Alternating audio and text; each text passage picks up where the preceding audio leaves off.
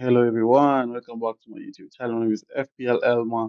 So we're going to be going through my wildcard draft ahead of Game Week 12, just to help those people who want to use their wildcard and those people who don't use their wildcard yet. Of course, make sure you use them because the days are ticking before the wildcard is rendered useless and you're given another one and you can't use the first one. So make sure you use yours as well.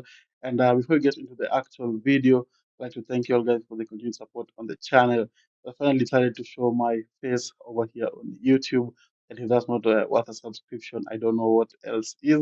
So if you're new around here or you're enjoying the content, make sure you drop a like, make sure you subscribe, make sure you hit that bell to miss any content going up on the channel.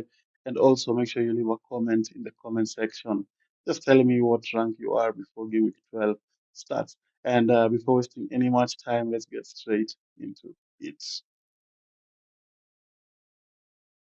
Then now we're going to look at the goalkeeping and defending department. We're going to be looking at Petrovic as the first goalkeeping option. I think a very decent option from Bournemouth. Bournemouth have been keeping clean out of clean sheets this season so far. And only 4.5 million, I think, is a decent option. I also think it's time to move away from the cheap goalkeepers because you can see it's not very easy to come by clean sheets in the Premier League. So why not go for a cheaper alternative? Because it's still going to offer you the same amount of points each game week. I think Petrovic is very decent at 4.5 million. Good fixtures coming up as well with West Ham, Sunderland, and Everton. So I think it's a decent option. Then the other goalkeeper, of course, is Dubravka at 4 million. I don't think should go for any goalkeeper. I think having a playing goalkeeper who's very cheap, I think is very ideal. And Dubravka is your guy. Then going over to the defenders, we have Richard at 4.5 million. He's a DEFCON beast and very good fixtures coming up for Crystal Palace as well. Wolves, United, Burnley, and Fulham. At only 4.5 million, it gives you a way into that Crystal Palace defender if you don't want to go for the cheap players who, of course, offer a lot more compared to Richards, the likes of Lacroix, Gehi, Mitchell, and Munoz. Of course, they offer a lot more going forwards. But I think Richards is also a very decent option, very cheap as well. So if you're looking for a Crystal Palace defender, I think Richards is your guy. Then you have Trufe from Bournemouth, also 4.5 million, very cheap alternative to Senesi, of course. And as I've mentioned, Petrovic, very good fixtures. And I know it's not ideal to have two defenders from the same team, but I do think Petrovic and Trupe are going to be fine, are going to offer you a lot of clean sheets and a lot of points as well. Then the other defender is Visual from Leeds at only 3.9 million. I think it's also a very decent option. I think he's played the last three games. That's why I've gone for him in there. And of course, if you're not keen on him, you can just go for Goodmanson at 4 million. But if you're desperate for that 0.1 million, I think Visual is your guy. Then the other defender is Gabriel from Arsenal, 6.6 million at the moment. I think the best Arsenal defender. He gives you goals, gives you assists, gives you a lot of DEFCON points. So definitely want to go for, and I think it's a very decent option as well. Then the other defender is going to be Virgil van Dijk from Liverpool. Very good fixtures as well from him. Will be playing Nottingham Forest, West Ham, Sunderland, and Leeds in their next four fixtures, and I think is also a very decent option. I think he's also a good player to have if you want a Liverpool defender because those fixtures are very, very good. And now he's not even 6 million, he's only 5.9. So I think he's also on the cheaper side compared to the Arsenal defenders, of course. So definitely one to look out for, and I think it's going to be very decent and very pivotal for Liverpool in these four fixtures. Then from my other considerations, I've gone for Timber. If you want an Arsenal to go on the double Arsenal defense, I think Gabriel and Timber is the best way to go. Maybe Calafiori because he has a lot more going forward, but he has a lot of rotation risk with Miles Kelly and Hinkapie in there. So that's why I think Gabriel and Timber are the best Arsenal duo to go for. But if you want to go extra safe, maybe you can look at someone like Raya. But I just like having Gabriel and Timber because of the chances of getting an attacking return. So that's the defense, that's the goalkeeping department, which is solid, full of goals, full of assists, and also offers good rotation as well. So I think that's the defense and the goalkeeping department I'd go for. Now let's look at the midfield. Now we can move on to the midfield. We're going to be having Minte from Brighton. I think now is a differential pick. I think around 4.5 ownership at the moment. So very huge differential if you're looking to climb up the leaderboards, and I think it's going to offer a lot of points. He's been the best Brighton player, of course. Will Welbeck being first, I think he's been second. He's been getting a lot of points, a lot of assists, a lot of swinging, a lot of goals as well, and some DEFCON points as well, which is very surprising as we're looking through the stats. So I think it's a very decent option. We're going to be playing Brentford, Nottingham Forest, Aston Villa, and West Ham. Out of very winnable fixtures there, and a lot of fixtures that I hope that Minte can be able to perform in. Then the next midfielder is going to be Semenyo at 8.1 million, and very good fixtures as well with West Ham, Sunderland, Everton. But a slight concern of people asking Semenyo now must own the three blanks in a row. Is he a must own, or is he not an essential pick as he was a few game weeks back? But I still think he's must own. I think he's also a very decent pick, a very good player on his day on penalties. Very unlucky against Aston Villa, by the way, not to score that penalty. I think it was a poor penalty, but very unlucky that he not get points in that game week. He only got zero. So let me know down in the comments. Do you think Semenyo is now a must own, or is just not as essential as he was before? Then the other midfielder is going to be Saka at 10.1 million. I think he's the best Arsenal attacker. I think if you're looking to go just Arsenal attack, you should go for him. But if you want a cheaper option, of course, Declan Rice is there. He's on set pieces as well. He's also on corners.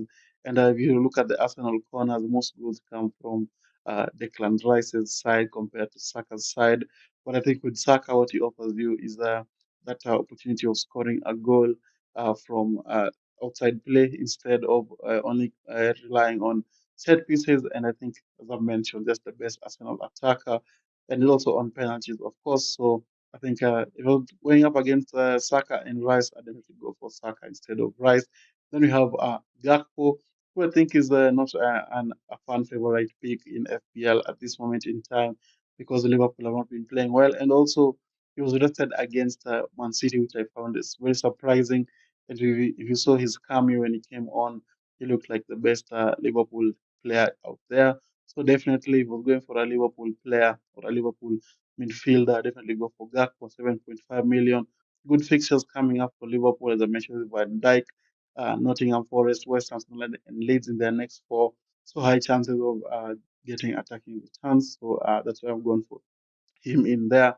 And then we have Mbuemo at 8.5 million. I think a very decent option for that Manchester United attack. Very decent option, been very good in the last 3 or 4 games, getting out of points, getting out of goals, assists. It's also on set pieces from I think the right side. We get a lot of corners from that side. So I think it's also a very decent option. And you don't have to worry about AFCON coming up because we get a lot of subs able to transfer him out. But I think he's also a very decent option. Very good fixtures as well with Everton, Crystal Palace, West Ham, and Wolves in their next four. And I think they play Wolves in also in their next six. They play Wolves twice. So yeah, if you're looking for someone to play against Wolves, it's going to definitely Manchester United and Mbuemo, hoping that he can be able to attack that. And of course, the discourse is between Mbuemo and Bruno Fernandes. Bruno Fernandes gives you DEFCON points. He's on penalties, and he's not a rotation risk, of course. But I also don't think Mbeumo is a rotation risk, if I'm being totally honest.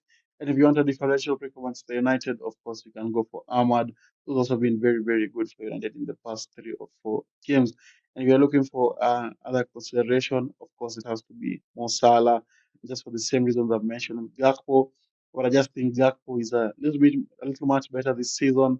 And I think he's also very, very cheap, allows you to go for other players instead of being locked to go for mid-tier players. So that's why I've gone for Gakpo instead of Salah. So that's the midfield. Looks pretty decent, full of goals and assists. And we just need to see how that midfield is going to perform in the next few games. So now let's look at the forward line.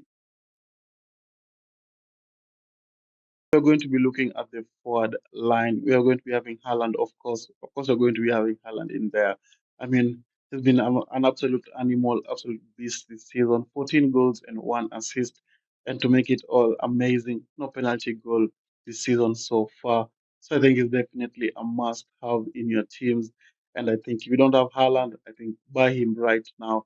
Unless you're just not a fan of Haaland, or you just the Liverpool fan don't like having Man City players. Completely understandable, but for the rest of you people, make sure you have Haaland in your teams.